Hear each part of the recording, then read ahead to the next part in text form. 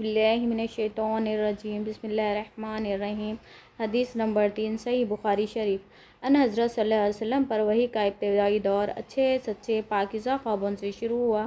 آپ خواب میں جو کچھ دیکھتے وہ صبح کی روشنی کی طرح صحیح اور سچا ثابت ہوتا۔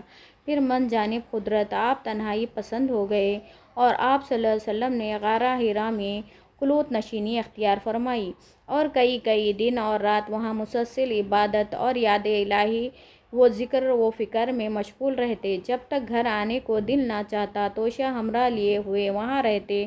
توشہ ختم ہونے پر ہی اہلیہ محترمہ حضرت خدیجہ رضی اللہ عنہ کے پاس تشریف لاتے اور کچھ توشہ ختم ہونے پر ہی اہلیہ محترمہ حضرت خدیجہ کبریٰ رضی اللہ عنہ کے پاس تشریف لاتے اور کچھ توشہ ہمراہ لے کر پھر وہاں جا کر خلوت گزین ہو جاتے۔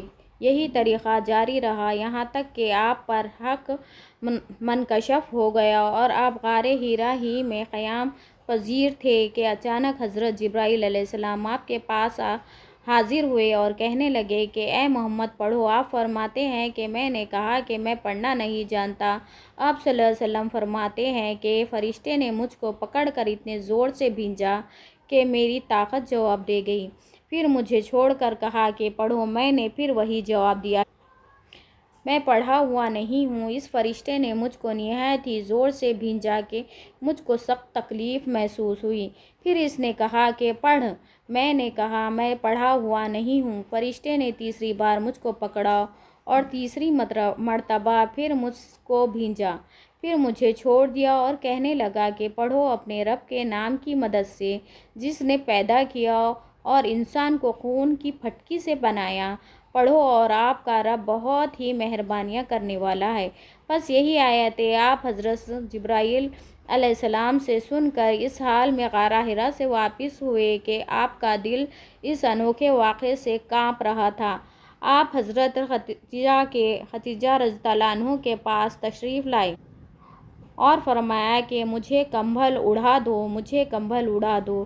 لوگوں نے آپ کو کمبل اڑا دیا۔ جب آپ کا ڈر جاتا رہا تو آپ نے اپنی زوجہ محترمہ حضرت خدیجہ رضی اللہ عنہ کو تفصیل کے ساتھ یہ واقعہ سنایا اور فرمانے لگے کہ مجھ کو اب اپنی جان کا خوف ہو گیا ہے۔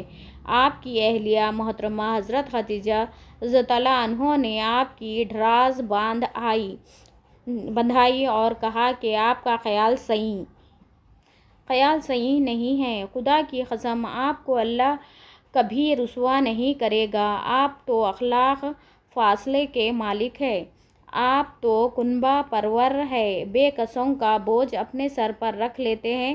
مفلسوں کے لیے آپ کماتے ہیں۔ مہمان نوازی میں آپ بے مثال ہیں اور مشکل وقت میں آپ امر حق کا ساتھ دیتے ہیں۔